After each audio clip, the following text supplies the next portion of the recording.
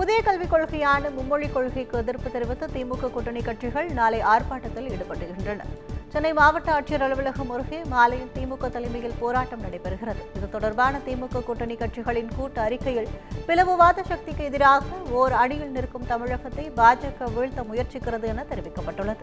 இந்த ஆர்ப்பாட்டத்தில் திமுக சார்பில் அமைச்சர் துரைமுருகன், திராவிட கழக தலைவர் கி வீரமணி, தமிழக காங்கிரஸ் கட்சித் தலைவர் செல்வ பெருந்தகை, மதிமுக பொதுச் செயலாளர் வைகோ, விடுதலை சிறுத்தைகள் கட்சித் தலைவர் திருமாவளவன் உள்ளிட்டோர் கலந்து கொள்ள உள்ளனர்.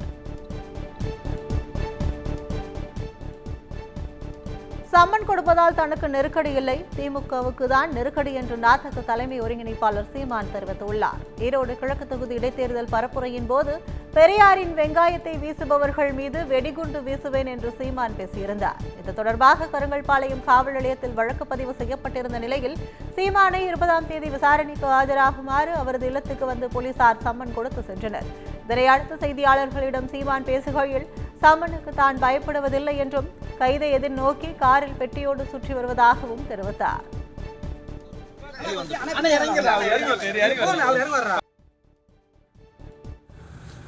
இதெல்லாம் சோர்வடைகிற ஆளான்னு முதல்ல நீங்க நிறைய பார்த்த விஷயம். இதுக்கெல்லாம் அச்சப்படுகிறவங்க முதல்ல இந்த களத்துக்கு வரணும். சரி, நீங்க எத்தனை வழக்கு வேணாலும் போடுங்க, எதிர்கொள்ளுவாங்கிறதான். ஆனால் நாங்கள் இதையெல்லாம் ஒரே வழக்க ஒரு இடத்துல வச்சு விசாரிக்கணும். ஒரே காரணத்துக்காக போடப்பட்ட வழக்கு தானே. இந்த ஒரே இடத்துல ஒரே நீதிமன்றத்துக்கு அதை அனுப்பி ஒரே வழக்காக விசாரிங்க அப்படின்னு நம்ம போட்டுருக்கோம். அதுக்கிடையில் இந்த அழைப்பாணைகள் வந்து கொண்டே இருக்குது. அதை ஒரே நேரத்தில் 2-3 வழக்குன்னா ஒரு ஆள் தானே இருக்கேன்.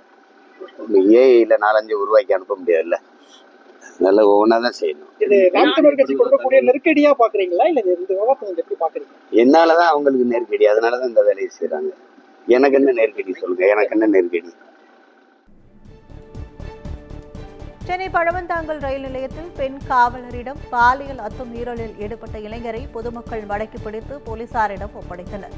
பணி முடிந்து மப்டியில் இரவில் வீடு திரும்பிய பெண் காவலர் இரவு 11 மணி பழவந்தாங்கல் ரயில் நிலையத்திலிருந்து வெளியேறிய போது அவரை கீழே தள்ளிய மர்ம நபர் பாலியல் அத்துமீறலில் ஈடுபட முயன்றதோடு அவர் அணிந்திருந்த 1.5 சவரன் தங்க செயினையும் அறுக்க முற்பட்டுள்ளார்.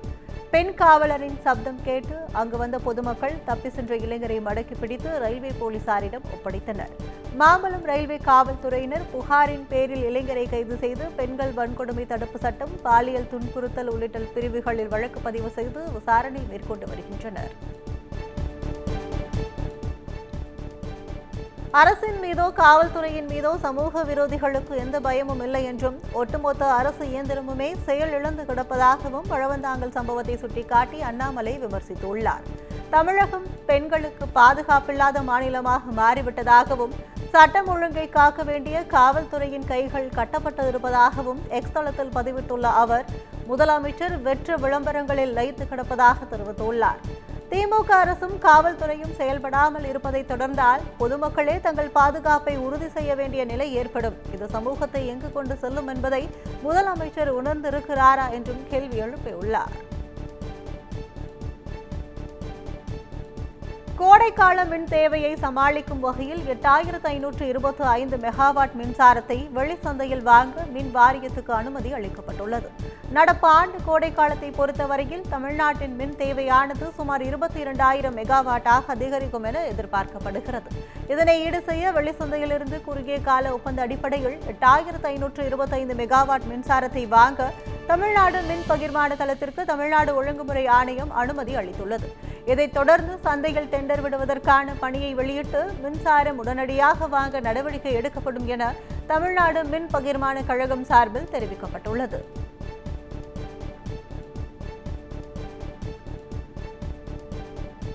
தாது மணல் முறைகேடு தொடர்பாக சிபிஐ விசாரிக்க உத்தரவிட்டுள்ள சென்னை உயர்நீதிமன்றம் தாது மணல் அல்லவும் ஏற்றுமதி செய்யவும் விதித்த தடை செல்லும் எனவும் தீர்ப்பு வழங்கியுள்ளது. கடந்த 2013 முதல் தாது மணல் எடுப்பதற்கு தடை விதிக்கப்பட்ட நிலையில் கன்னியாகுமரி, திருநெல்வேலி, தூத்துக்குடி கடற்கரைகளில் சட்டவிரோதமாக தாது மணல் எடுக்கப்பட்டது தொடர்பான வழக்கு உயர்நீதிமன்றத்தில் விசாரணைக்கு வந்தது. அப்போது தடை செய்யப்பட்ட பிறகும் எடுக்கப்பட்டு சட்டவிரோதமாக பதுக்கி வைக்கப்பட்டுள்ள தாது மணலை மத்திய அரசிடம் ஒப்படைக்க அனுமதி வழங்கிய நீதிபதிகள் மாநில போலீசார் பதிவு செய்த வழக்குகளையும் சிபிஐக்கு மாற்றி 4 வாரங்களில் வழக்கின் ஆவணங்களை வழங்க உத்தரவிட்டனர். மேலும் விதி மீறலில் ஈடுபட்ட தனியார் நிறுவனங்களின் வரவு செலவு கணக்குகளை ஆய்வு செய்ய அமலாக்கத்துறை, வருமான வரித்துறைக்கு தெரிவிக்கவும் மத்திய அரசுக்கு உத்தரவிட்டது. சென்னையில் மகளிருக்கான கட்டணமில்லா பேருந்துகளின் எண்ணிக்கையை அதிகரிக்க தமிழ்நாடு அரசு முடிவு செய்துள்ளது. இது தொடர்பாக அரசு வெளியிட்டுள்ள அறிவிப்பில் பயணியர் எண்ணிக்கை மற்றும் வருவாய் குறைவாக உள்ள வழித்தட பேருந்துகள் மகளிர் கட்டணமில்லா பேருந்துகளாக மாற்றம் செய்ய முடிவு செய்துள்ளதாக தெரிவித்துள்ளது. அதன்படி 174 மாநகர பேருந்துகள் விடியல் பயண திட்ட பேருந்துகளாக மாற்ற நடவடிக்கை எடுக்கப்பட்டுள்ளதாக அறிவிக்கப்பட்டுள்ளது. மகளிர் கட்டணமில்லா பேருந்துகளாக மாற்றப்பட்ட பின்பு கூட்ட நெரிசல் மிக்க வழித்தடங்களில் தேவைக்கேற்ற வழித்தடங்களில் இயக்க முடிவு செய்துள்ளதாக கூறப்பட்டுள்ளது. சென்னை மாநகர் பேருந்துகளில் பெண் பயணியர் எண்ணிக்கை அதிகரித்து வருவதால் மகளிர் கட்டணமில்லா பேருந்துகளை அதிகரிக்க முடிவு செய்யப்பட்டுள்ளதாகவும் தெரிவிக்கப்பட்டுள்ளது.